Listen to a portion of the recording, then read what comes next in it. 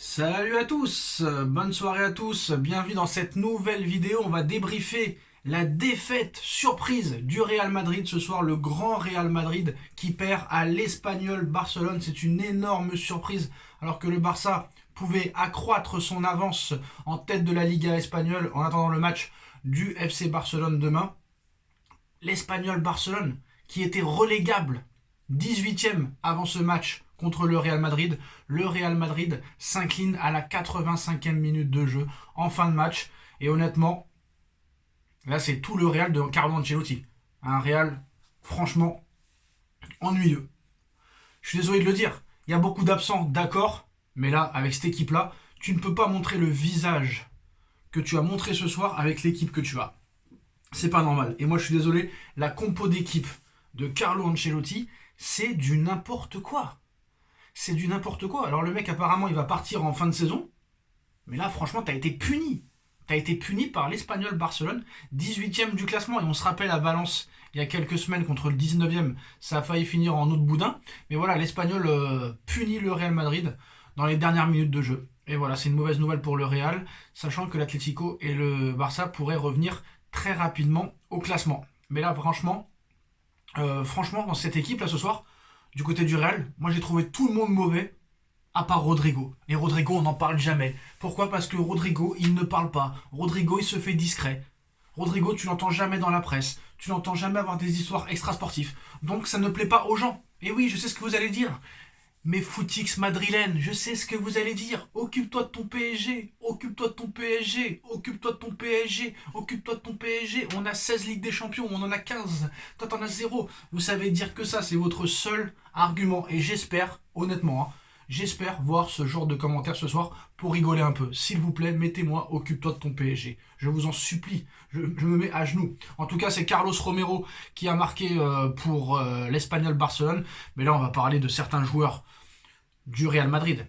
Et là, je suis désolé de vous dire que j'ai vu certaines choses. Le match a été retransmis, comme vous le savez, sur Beansport, commenté par Benjamin da Silva et Monsieur Omar da Fonseca. Moi, je suis désolé de vous dire, mais je peux vous le dire très clairement. Quand je vois comment Mbappé s'est comporté tout le match et comment s'est comporté Vinicius, je peux vous dire que les deux, c'est pas les meilleurs amis du monde. Je suis sûr et certain que les mecs ne peuvent pas se blairer. Comme on le sait, du côté du Real, du côté de Vinicius, on pourrait accepter une offre d'Arabie Saoudite sur un contrat de 5 ans, 1 milliard de salaire en 5 ans, chose qu'on n'a jamais vue dans le sport, et une offre de 300 millions d'euros au Real Madrid. Après, bon, j'avoue que, je ne vais pas dire que le Real a été volé, mais je pense quand même que la faute un petit peu de timbré là, du joueur, je crois que c'est Romero, ouais, qui a fracassé la jambe à Kylian Mbappé. D'ailleurs, il faudra se poser la question que Mbappé, tu peux essayer de lui casser la jambe, il se relèvera toujours. Mais je pense que peut-être ça aurait mérité un rouge. Voilà, on va pas se mentir, on va être objectif quand même. Voilà, la faute de malade de Romero sur Kylian Mbappé, pour moi, ça méritait plus que carton jaune. Voilà. Mais bon, après, à un moment donné, le Real a tellement été favorisé pendant des années, qu'on ne peut pas crier au scandale. Moi, ce que je trouve incroyable, c'est qu'il prend de plus en plus de tacles comme ça, assassin Mbappé, et le mec se relève en 5 minutes. Tu faisais ça sur Gourcuff à l'époque, ou sur Neymar, ou sur Abu Dhabi. Mais mon Dieu, c'était 6 ans d'absence. Très clairement. Mais là, franchement, voilà, je peux vous dire qu'il n'y a aucune entente entre Vinicius et entre monsieur... comment il s'appelle? J'ai un problème là. Entre Vinicius et monsieur Mbappé. Moi, je peux vous dire que Mbappé, quoi qu'il en soit, vous ne voulez pas l'avouer, pour moi, il a déséquilibré l'équilibre offensif, du moins, offensif, parce que ça marchait très bien avec Bellingham, Rodrigo qui a été le meilleur madrilène pour moi ce soir, et Vinicius. Et Mbappé est venu un petit peu tout casser, parce que c'est la petite fée, le petit favori à monsieur Pérez. Et pourquoi? On ne le sait pas vraiment. Pourquoi on ne le sait pas vraiment? Et en plus de ça, tout le monde dit depuis des semaines Mbappé est de retour, Lotin est de retour, Lotin va devenir Ballon d'Or, excusez-moi, Lotin va devenir Ballon d'Or, vous n'êtes pas prêt, il va tout gagner. Mais non, parce que le mec a marqué des buts contre des équipes de merde. Des équipes de merde. Il faut dire la vérité. Voilà. Tous les gros matchs, Mbappé a été absent. Je vais le répéter. Les 2 matchs contre le Barça, il est inexistant. Le deuxième match, il est un peu mieux. Il a marqué, mais il t'en prend 5. Contre le Barça en championnat, inexistant. Contre le Milan AC en Ligue des Champions, inexistant. Contre Brest en Ligue des Champions, inexistant. Contre Liverpool en Ligue des Champions, inexistant. Contre l'Atlético Madrid en Liga, inexistant. Contre Bilbao en Liga, inexistant. C'est la vérité des choses. Et ouvrez les yeux. Non seulement contre les grosses équipes, il a été inexistant, et même des fois contre des petites comme ce soir, il est pas bon. Il est nul. Voilà, faut le dire. C'est plus le Mbappé de 2022, 2021, 2020, etc., etc. Il a déséquilibré pour moi l'aspect offensif. Rodrigo qui se met à jouer à droite très bas, Bellingham qui se retrouve à jouer à gauche très bas, c'est du n'importe quoi. Ça veut dire que les mecs sont en train de casser leur équipe pour Mbappé. Et ça, c'est pas logique. Et tu vas jouer contre Manchester City. Je suis désolé de le dire. Moi, contre Paris, Manchester City, ils ont été très très bons, sauf que Paris était plus fort que Manchester City. Et après, City a battu Bruges.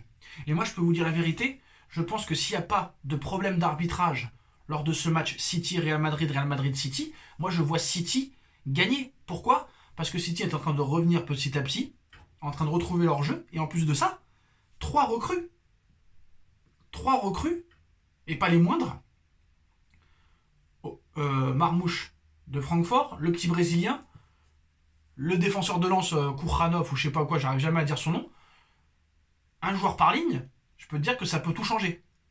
Et en plus de ça, City a des comptes à rendre, des comptes à régler avec le Real Madrid pour l'élimination il y a pas longtemps, l'année dernière je crois. Ouais, c'était l'année dernière, au tir au but. Donc je pense que City vont avoir faim et Guardiola, je pense qu'il a très faim de battre le Real Madrid. Donc ça va être très compliqué pour le Real Madrid.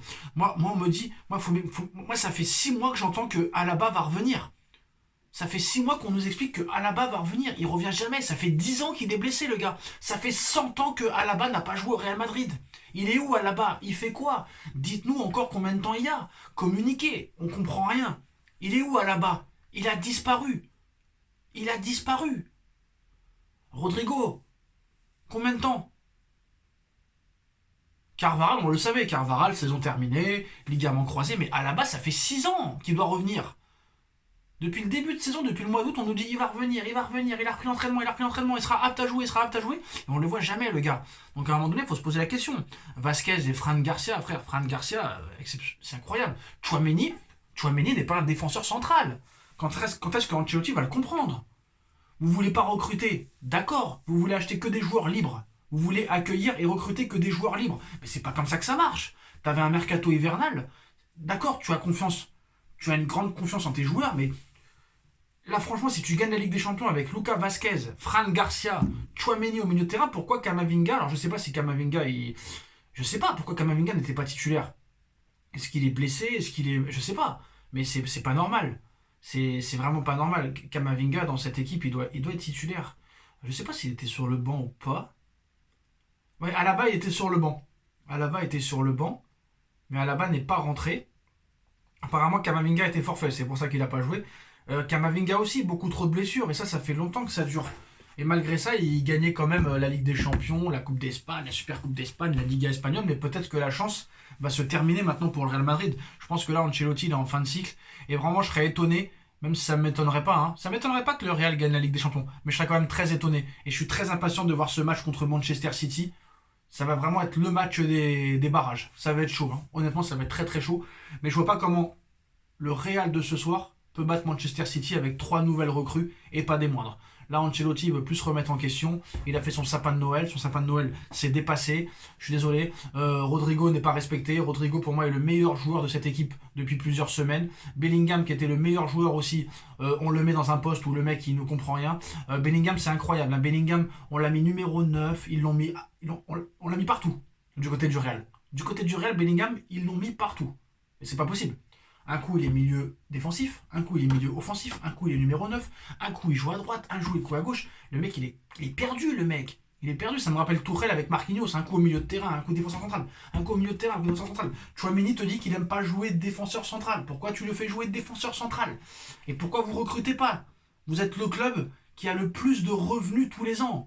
Vous faites plus d'1 milliard de revenus. Vous recrutez un joueur par saison. Ne me dites pas que vous n'avez pas l'oseille pour vous renforcer. D'accord, vous êtes le Real Madrid. D'accord, vous avez le plus grand palmarès de l'histoire du football. D'accord, vous êtes l'équipe qui a le plus gagné de Ligue des Champions.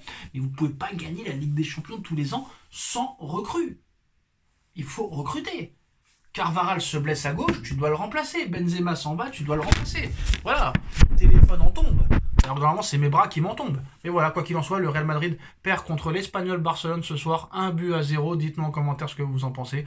Et on va se retrouver très vite pour reparler de la soirée football ce soir avec Nono sur la chaîne Les Vidéos de Nono et Sacha. A tout de suite.